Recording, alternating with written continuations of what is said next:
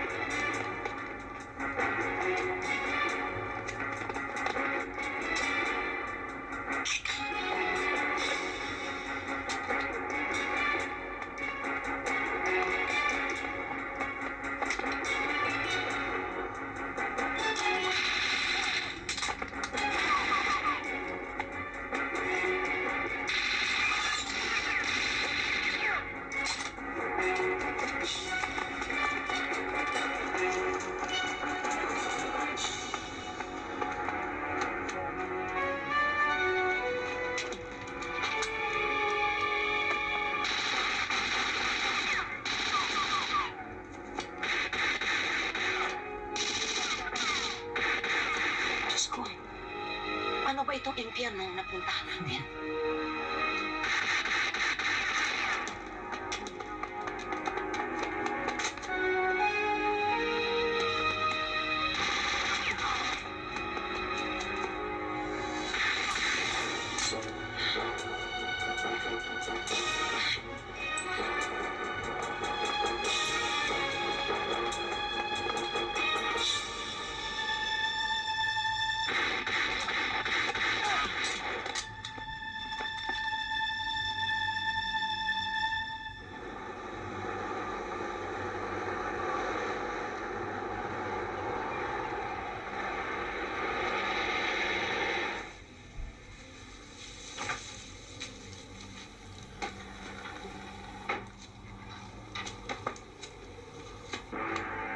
Oh, Sarge.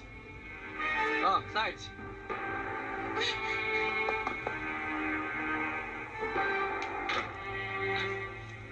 Sarge.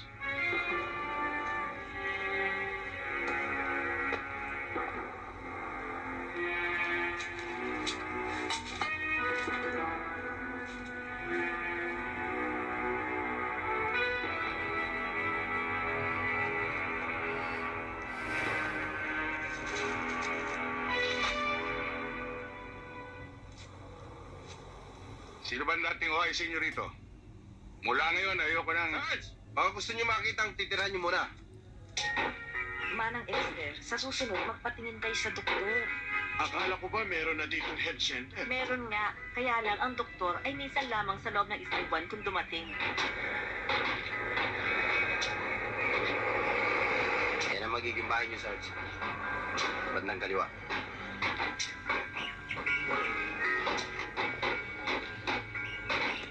Sino yung kasama ni Luntok na yan? Yan ba yung bagong CO? Yan na nga siguro. Sabi nila galing pa raw ng Maynila yan eh. Naku, pihadong kawatan din yun katulad ng naunang tenyente. Ayan ka na naman. Huwag kang huhusga sa taong hindi mo kilala. Pasensya ka na, Sarento. Biglaan kasi pagdating niyo, kaya Pinadali namin ang pag-ayos. Salamat, Lontok. Daniel, dito ba talaga tayo titira? Baka naman mangyari sa amin yung nangyari doon sa dinaanan natin. Bukas makalawa kung kailan wala ka. Kami naman ang mapatay ng anak mo. Tinay, dito ako na destino. At napag-usapan na natin yan. Tay, magtatagal ba tayo rito? Hindi naman siguro. Gagawa ako ng paraan para makalipat kagad tayo. Sarge, halika kayo sa loob. Sa dami ng gulong nangyayari sa lugar na ito, nalilito na rin ako.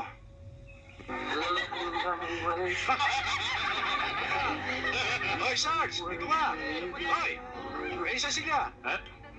Bigyan mo na rin ang isang babae, ha? Yes, sir. Nakita ito tayo! Hoy! Pinakamasarap na pulutan! Dali mo rito! Bilisan mo, ha? Bilisan namin to. Huwag mo talaga. Pare bang sa Tatching tayo mag-usap? Sarge! Dito na lang tayo mag-usap. Huwag na to, nakakasawa na eh. Saka naman, Sargento. Ang sarap uminom eh. Wala tayong makakausap na babae doon. Saka Sargento, kala ko naman kaya kayo nagpunta dito para saluhan kami. Wala ba kayong pagmumukha niyan? Umiinom kayo rito? Naka-uniforme kayo? Para kayong mga aso nagkakalap. Huwag mo itulad sa aso. Hindi ba ganyan na asal niyo rito? Masakit kang magsalita. Hinihiya mo kami rito. Dapat kayong maya. May mga sibilyan dito ah. Teka. Kala mo kung sino ka magsasalita eh. Tandaan mo, bago ka lang dito. At huwag mong alisin sa isipan mo na pare-pareho lang tayong mga patapon dito. Baka kayo lang ang tinapon dito. Eh, yabang pala ito eh. Baka ko ito eh.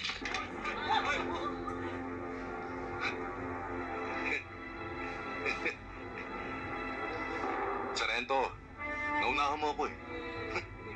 Pero baka matapang ka lang. Dahil nakatutok sa akin yung baril mo. Baka naman gusto mo sa ibang bagay tayo magkasubukan. Paano, Sarento? Aatas ka ba sa amon? Mano-mano lang, Sarge. Talagang mano-mano lang. Ano, Sarge?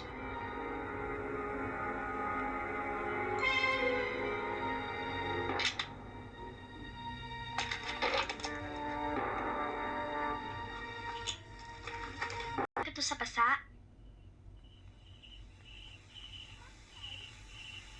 Teka. Bakit, Tay? Baka lalong mamagayan ha. Tay naman, hindi mamamagayan. Lalo ba yung gagaling? Basta ako nag-alaga. Sigurado ka? Oo. O sige. Teka. Masyado mo naman dinidiin eh. Dahan-dahan. May di ng todo. O yan. Oh. Inumin mo, parang mainitan yung sikmura mo. Sa labat yan. Luya na naman.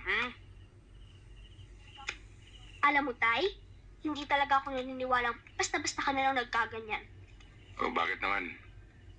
Kasi alam ko, Tay, na hindi ka naman basta-bastang napupuruhan. Palagay ko, tinraidor ka. Kasi alam mo, Tay, naniniwala ako na kahit ilan man sila, kahit 10 man sila, kayang-kaya mo sila. Ni kayang-kaya nila o tinraidor. Ang pinakamagandang lunas niyan ay umuwi na tayo. Bumalik na tayo sa Maynila, Daniel. Sandali lang, Lontok. Atas mo. Di pa masanagal.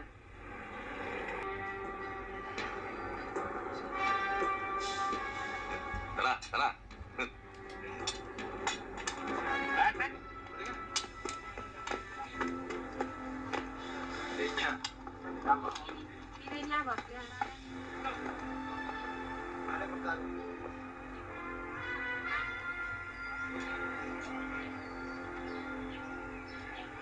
Hindi pa tayo tapos kagabi.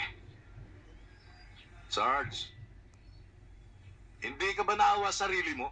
Naghahanap ka na naman ng sakit ng katawan?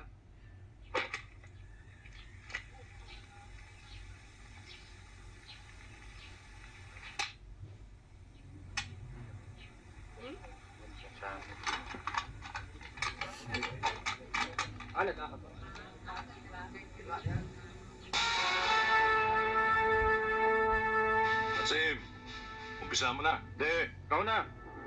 Eh, ako na.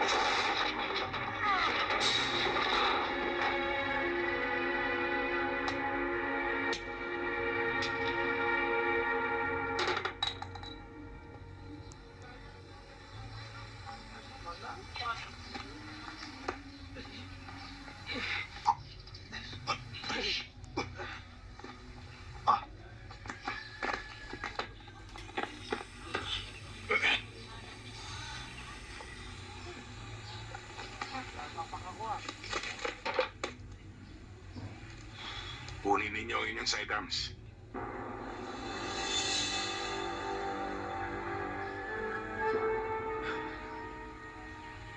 Kunin ninyo.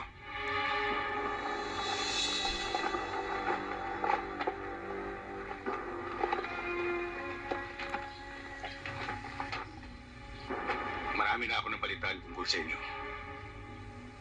Magagaling kayong sundalo. Naasa sa maraming labanan. Pero kung kayo hindi susunod sa akin, bilang CEO ninyo, huwag na natin patagalin. Tapusin na natin dito.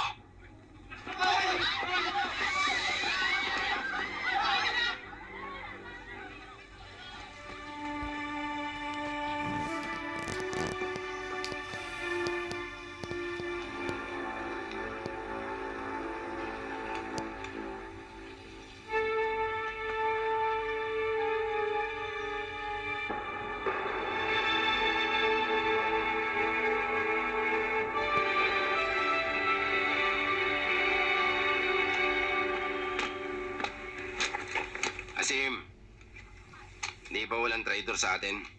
Dinadampot ko lang. Yung mga sundalong yan talaga. Sa halip na sila ang mareglo ng gulo, sa kanila pa nag-uumpisa ang away. Kaya ang nangyayari, nawawalan tuloy ng respeto mga tao sa kanila. Pero alam ninyo, iba yung nangyari kanina. Yung mismong Alam kong mahirap ang kalagayan nyo rito. Malayo kayo sa inyong mga pamilya. At laging nasa panganib ang inyong mga buhay. Pero, huwag niyo sanang kalilimutan. Mga sundalo kayo. Sarge, naglilibang lang yung mga bata eh. Maglibang, oo. Pero kung wala na kayo natitira pang respeto sa inyong mga sarili, at magwala kayo, sana, hubarin ninyo ang mga uniforme ninyo. Kakaintindihan ba tayo? Yes, sir.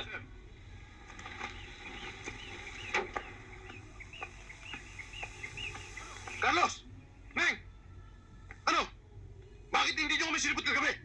Pinagantay nyo kami ah! Muntik tuloy kami masabit! May nangyari. Bakit? Ano nangyari? Si Sarge. Oh, Sarge! Teka, para ka kung sino makapasok ah. Para kang pumapasok sa sarili mong pamamahay ah. Neng! Hindi pala ako kilala dito eh. Talagang hindi kita kilala. Bakit sino ka ba? Bataan ako ni Martin Cayari. At yung dating CEO dito, si Teniente. Kaibigan namin. Iba si Teniente, sarento lang ako. Ha? Yun nga eh. Sarento ka lang. Dapat, mas malaki ang saan sa'yo ni Martin. Ngayon, kung sino man yung Martin na sinasabi mo, paratingin mo ito sa kanya.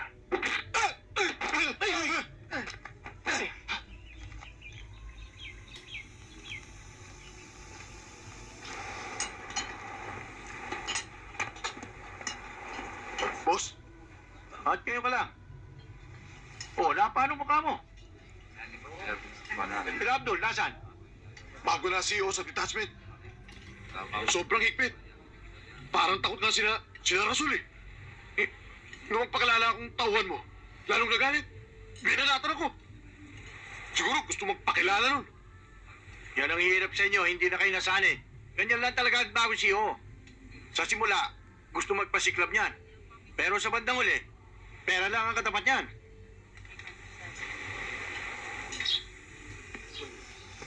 Hindi ka man ang ulit parang yun ng araw lang. Kaya magandabang sila. Sargento? Magandang araw sa inyo. Sargento, kayo ba yung bagong nakadistino sa detachment?